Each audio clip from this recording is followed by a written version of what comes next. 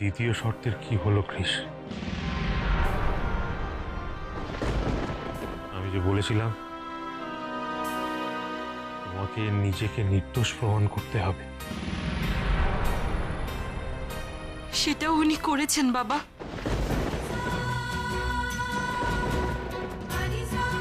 একটা অনুরোধ ছিল।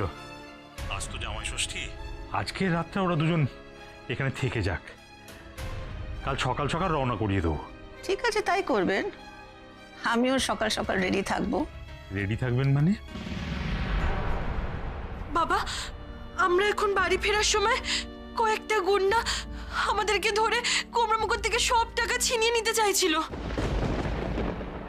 হাতাহাতির সময় টাকাগুলো মাটিতে পড়ে গিয়ে জল কাদা লেগে গেছিল, তাই এখন ছিঁড়ে যাচ্ছে। কিন্তু বাবা, তার মানে তো এটা নয় যে গোমরামুখর সব পরিশ্রম বৃথা।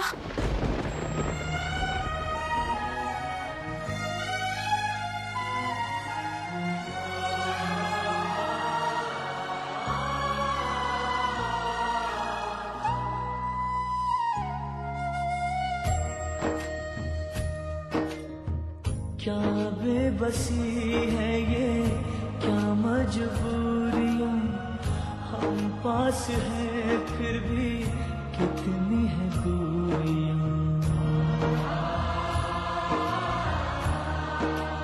ओ क्या बेबसी है ये, क्या मजबूरियां, हम पास हैं फिर भी कितनी है दूरियां। জানতাম বাবা, আমি জানতাম তুমি পারবে। প্রথম যেদিন তোমায় তাঁতিপাড়ায় আমি দেখতে পেয়েছিলাম, আমি আমার রাধামাকে বলেছিলাম, ছেলেটার দিকে তাকিয়ে দেখ রাধা, শান্ত সৌম্য চেহারাটার মধ্যে একটা আগুন লুকিয়ে আছে, ওর চোখ দুটো আগুনের মতো জ্বলছে, একটা কিছু করে দেখাবার অদম্য ইচ্ছে আমি তোমার চোখে দেখতে পেয়েছিলাম বাবা। আমি রাধামাকে বলেছিলাম এ ছেলে একদিন পৃথিবী জয় করবেই, আর তুমি তাই করেছো বাবা। তুমি যা করেছো তা তো পৃথিবী জয়েরই সমান। তুমি আমার হৃদয়টা জয় করে নিয়েছো কৃষ বাবা, আমার হৃদয়টা জয় করে নিয়েছো। বড্ড কষ্ট দিয়েছি না তোমাকে? খুব কষ্ট হয়েছে, আমি বুঝতে পারছি তো। কিন্তু বিশ্বাস করো কৃষ বাবা, আমি তোমাকে কষ্ট দিতে চাইনি। আমি শুধু চেয়েছিলাম যে তোমার বাবা যে লড়াইটা লড়েছে, আমি যে লড়াইটা লড়েছি, তুমিও সেরকম একটা লড়াই লড়ে নিজের পায়ের তলার মাটিটা শক্ত করো, শুধু এইটুকু আমি চেয়েছিলাম। শক্ত মাটির ওপর ইমারত গড়তে তো সবাই পারে কৃষ বাবা, তাতে তো সেই লোকটার সম্মান বাড়ে না, গৌরব ক্ষুণ্ণ হয়। আমি যে তোমাকে গৌরবান্বিত করতে চেয়েছি কৃষ বাবা, আর কিছু চাইনি। আমি তোমাকে এইটুকু শুধু অনুভব করাতে চেয়েছি যে তুমি কারোর থেকে কোনো অংশে কম নও। আর আমি চেয়েছিলাম তুমি প্রমাণ করো যে এই পৃথিবীতে তুমি একমাত্র আমার রাধা মাকে সবচেয়ে সুখী করতে পারবে।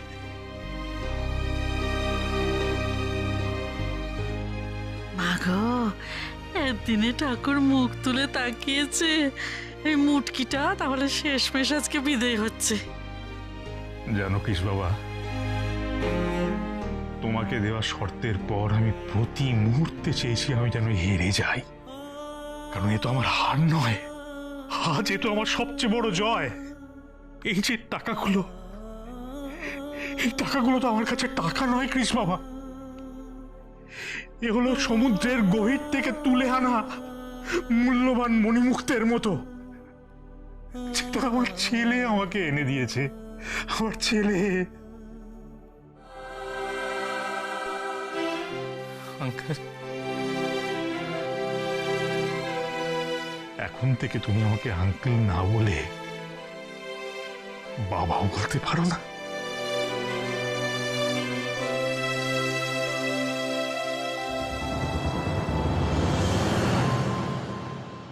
উফ, কৃষের এই দুই বাপ মিলে না আমাকে ওখানে পথে বসিয়ে দিল গো।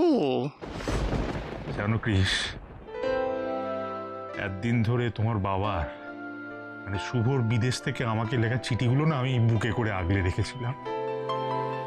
আর আজ থেকে আমার মৃত্যুর দিন পর্যন্ত আমি কি করবো জানো তো? এই টাকাগুলোকে বুকে করে আঁকড়ে রাখবো। তোমার এই 7 দিনে রোজগার করে আনা 10,000 টাকা আমাকে আজকে পৃথিবীর সবচেয়ে বড় ধনী বানিয়ে দিয়েছে। সবচেয়ে বড় ধনী কৃষ্ণ বাবা, সবচেয়ে বড় ধনী। রাধামা, আয় রাধামা আয়। 1 মিনিট বাবা।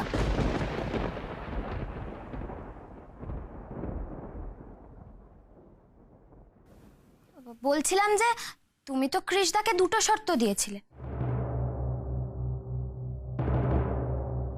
প্রথমটাও পূরণ করেছে, কিন্তু নিজেকে নির্দোষ প্রমাণ করার শর্তটা?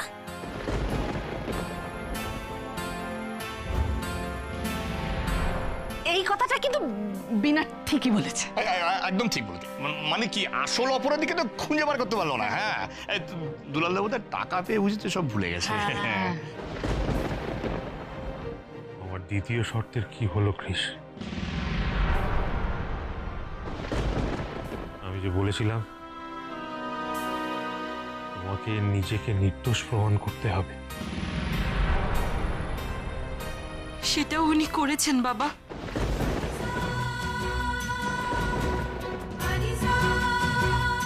বাবা, হারুদাকে অ্যারেস্ট করা হয়েছে, আর হারুদা নিজের বয়ানে পুলিশকে বলেছে যে উনি আমাকে বিষ মেশানো জল খাওয়াননি।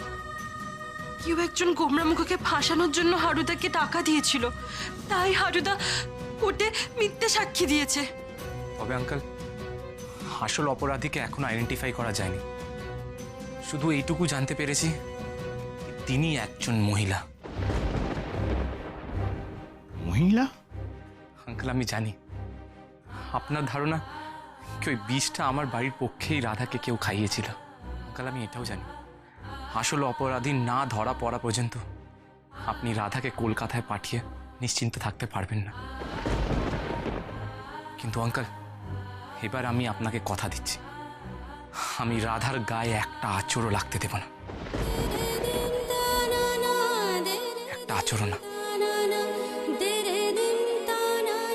আর হ্যাঁ আঙ্কেল, ওই সাসপেক্ট মহিলার একটা আংটি হারুর কাছে ছিল, সেটাও পুলিশের হাতে তুলে দিয়েছে।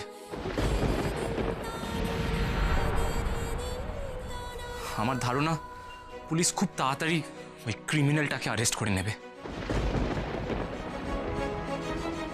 ব্যাস, তাহলে তো হয়ে গেল। মানে ভাইপোকে যে 2টো শর্ত তুমি দিয়েছিলে, সেই 2টো শর্তই ভাইপো পূরণ করে ফেলেছে। হ্যাঁ, তাহলে তো এবার ভাইপো আমার বৌমাকে নিয়ে আমাদের বাড়িতে ফিরবে। হ্যাঁ, কি তাই তো? আর তো কিছু ঝামেলা রইলো না, কি রইলো? হ্যাঁ, বাড়ি যাবো না হাজতে যাবো সেটা আমি কি করে জানবো? রাধামা আয় মা, আয় আয় আমার কাছে আয়।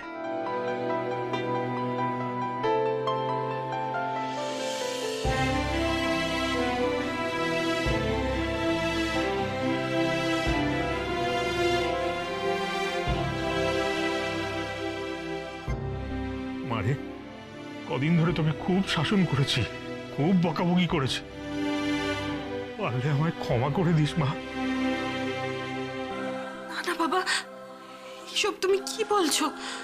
এই কদিন ধরে তো আমি তোমার অবাধ্য হয়েছি, শাস্তি তো আমার পাওয়ার কথা বাবা। শাস্তি পেতে চাস তুই? বেশ, এখনই আমি তোকে তোর শাস্তি দেব।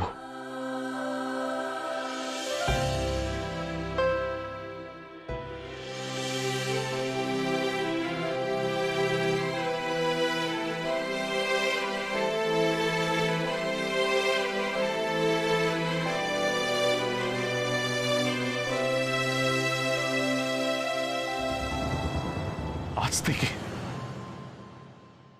সামনে 7 জন্ম তোরা দুজনে দুজনের হাত এইভাবে শক্ত করে ধরে থাকবি, একদম ছাড়বি না। এই হলো তোদের দুজনের শাস্তি।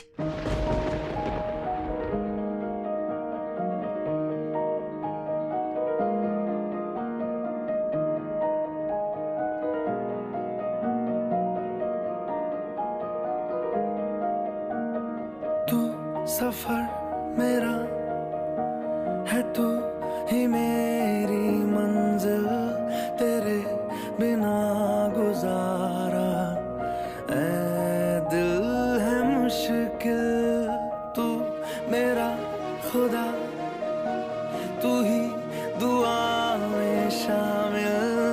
শাস্তি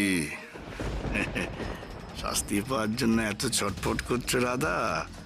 শাস্তি তো এবার তোমাকে শোভা ব্যানার্জি দেবে, চরম শাস্তি।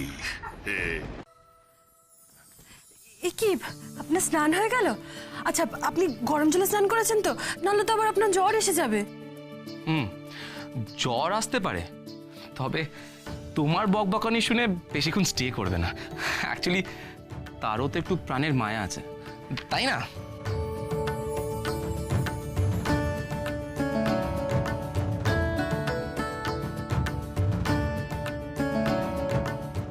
আপনি আমাকে যতই রাগাবার চেষ্টা করুন, আমি আজ কিছুতেই রাখবো না। নিন, এবার তাড়াতাড়ি রেডি হয়ে নিন। আমার না বড্ড খিদে পেয়েছে। এই 7টা দিন যা গেল সে তো আমার ওপর দিয়ে গেল। তোমার আবার কি হয়েছে? তুমি তো টাইমে টাইমে খেয়েছো, ঘুমিয়েছো, আর বোধহয় আগের থেকে একটু ইয়ে হয়ে গেছো। ইয়ে হয়ে গেছে মানে? কি খেতে আমি কি হয়ে গেছি বলুন? ইয়ে মানে ইয়ে না না, ইয়ে মানে তো শুধু ইয়ে হতে পারে না। বলুন, আমি খেতে আগে থেকে কি হয়েছে বলুন? তুমি শুকিয়ে গেছো। কি গোমরা মুখ! এটা কিন্তু একদম ভালো হচ্ছে না। শুকিয়ে গেছে বললাম, ভালো লাগলো না? ঠিক আছে, তাহলে তুমি খেয়ে মোটা হয়ে গেছো। কি বললেন? আমি খেয়ে মোটা হয়ে গেছি? আমি কোথায় আপনার জন্য চিন্তা না খেয়ে বসেছিলাম, আর আপনি বলছেন কি আমি মোটা হয়ে গেছি? যা বাবা, শুকিয়ে গেছো বললে রেগে যাচ্ছ, মোটা হয়ে গেছো বললে রেগে যাচ্ছ। আচ্ছা ঠিক আছে, তুমি বলে দাও আমি কি বলবো। আমি বলি, আপনাকে কিচ্ছু বলতে হবে না। আপনি মুখ বন্ধ করে রেডি হয়ে খেতে আসুন।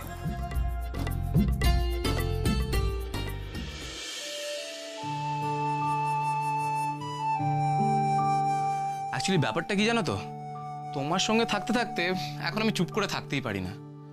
বাংলায় একটা কথা আছে না, হ্যাঁ, সৎ সঙ্গে কি যেন একটা, আর অসৎ সঙ্গে কি যেন একটা। আমার পড়ার টেবিলে ডিকশনারিটা আছে, ওখান থেকে দেখে নিন প্রবাদটা। প্রবাদটা ঠিক মতো জানি না, ওদিকে বলছে কি যেন একটা, কি যেন একটা।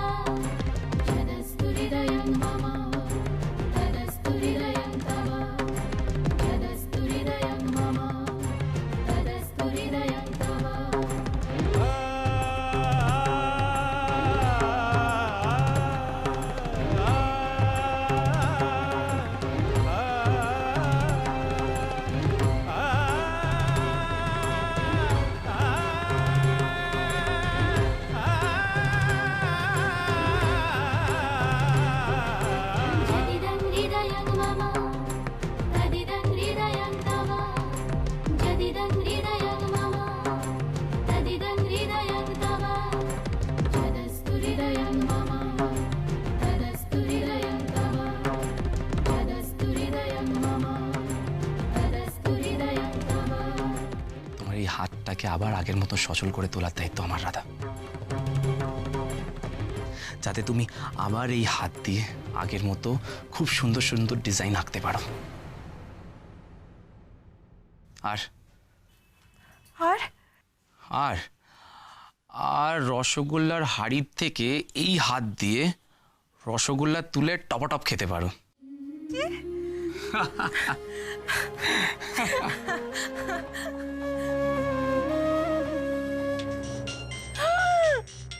দিদি ভাই, হয়েছে দিদি ভাই, আমি এখন কি করবো? হ্যাঁ? কি করবো? নর্দমায় ফেলে দিচ্ছি, তারপর আমি বাপের বাড়ি চলে যাবো। এই আমি কি বলছি কি, ইয়ে করো না, মানে পাগলামি করো না, তো পাগলামি করো না, মানে যা হচ্ছে, যতটুকু যা হয়েছে বলো, তারপর আমি দেখছি। দেখছি নিজেই তুতলে তুতলে অস্থির হয়ে যাচ্ছে, বলে দেখ।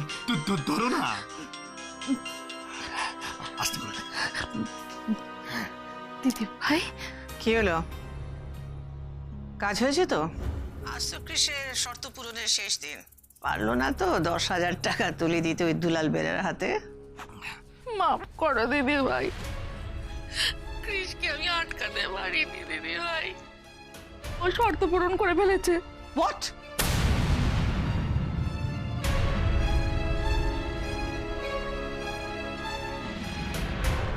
বৌদি, বৌদি কেমন আছো? না, আমি যেটা বলছিলাম যে ওই কি হচ্ছে, কৃষ্ণ তোমারই ছেলে, মানে তোমারই মতো তেজি ঘোড়া দূরে রাখতে পারি, বেরিয়ে গেছে। কারণটা সেটা নয়, কারণটা হচ্ছে তোমরা হচ্ছ good for nothing, absolutely worthless. তোমাদের উপর ভরসা করাটাই আমার ভুল হয়েছে, এবার যা করো আমি নিজে করব। আর শোনো, কলকাতা ফিরে এসে তুমি আমাকে 15 লাখ টাকার হিসেবটা দেবে। আর লিসেন, আমি যে কৃষকে আটকাবার চেষ্টা করেছি কেউ জানতে পারেনি তো? হ্যাঁ? না বৌদি, পাগল নাকি মাথা খারাপ? কেউ টের পায়নি, শুধু শুনলাম ওই হারু তো পুলিশে ধরা পড়েছে, এত হারু নাকি পুলিশকে বলেছে খুবই খারাপ করেছে, যে ওকে নাকি অ্যাপয়েন্ট করেছে এক মহিলা। আয় মা, এসো বাবা, কৃষ বাবা, বসো। এখানে বস, সাবধানে।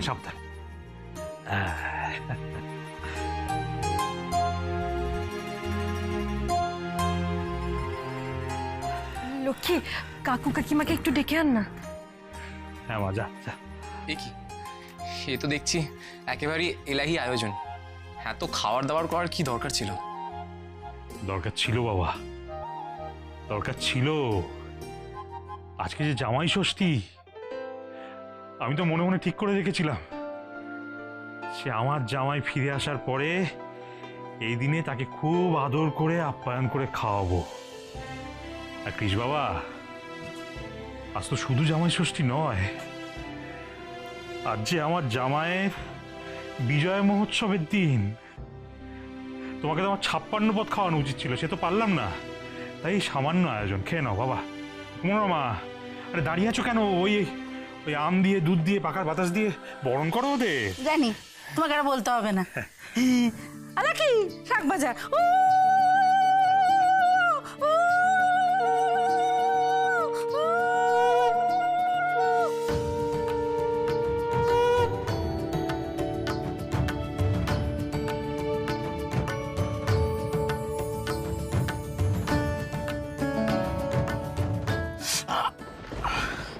হাতে ফসকে খাবার লেগে জ্বালা করছে, তাই না? না, ঠিক আছে, আমাকে একটা স্পুন দেবেন প্লিজ। চামচের দরকার নেই বাবা, আজ আমি নিজে হাতে তোমাদের খাইয়ে দেবো। দাদামা, তুইও তো ডানাতে ভালো করে খেতে পারছিস না, দাঁড়া, আমি তোদের দুজনকে খাইয়ে দিচ্ছি। দাঁড়া।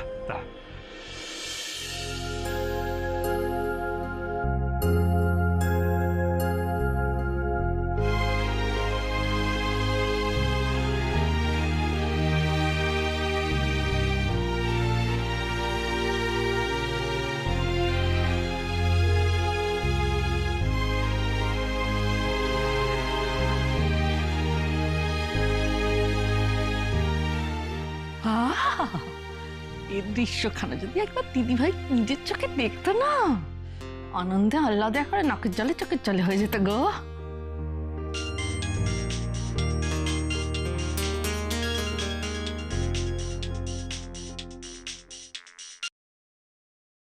হ্যালো, দুলাল বাবু, বৌঠান বলছি। আমার ছেলে তো আপনার দুটোই শর্ত ঠিক সময় পূরণ করে দিয়েছে। আজ রাতেই আমার ছেলে আর মা বৌমাকে আমার বাড়িতে পাঠিয়ে দিন। বৌঠান, একটা অনুরোধ ছিল। আজ তো জামাই ষষ্ঠী, আজকের রাতটা ওরা দুজন এখানে থেকে যাক, কাল সকাল সকাল রওনা করিয়ে দেবো। ঠিক আছে, তাই করবেন। আমিও সকাল সকাল রেডি থাকবো। রেডি থাকবেন মানে? মানে বরণ ডালা নিয়ে রেডি থাকবো। আমার ছেলে আর আমার ছেলে বউকে বরণ করে ঘরে তুলতে হবে না?